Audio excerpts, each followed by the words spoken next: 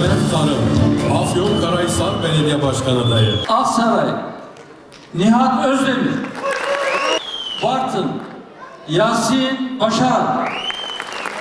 Bilecik, Tahir Karaaslan. Bolu, Şükrü Deniz.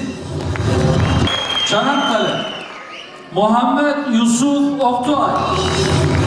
Çankırı, Mahmut Yiğit. Çorum, İbrahim Çevik. Düzce, Adem Acet. Karabük, Ahmet Ural.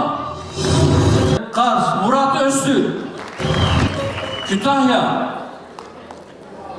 Erhan Ayhan Karapçı. Kastamonu, Zahir Keleş. Kırıkkale, Yasin Dursun. Kırklareli, Muhammed Salih Karaynil. Nevşehir, Yahya Aydın.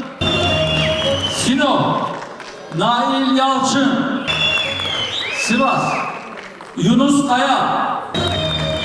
Tokat, Halis Adıgüzel. Zonguldak, Mehmet Özdemir. Erzurum Büyükşehir Belediye Başkanı adayımız Kerbela Şanlı. Kayseri, Mehmet Çalhan. Ordu, Bülent Dinç. Sakarya, Veysel Yavuz. Ve Samsun, Kenan Çiğ. Kırşehir adayımız Murat Kırgıl.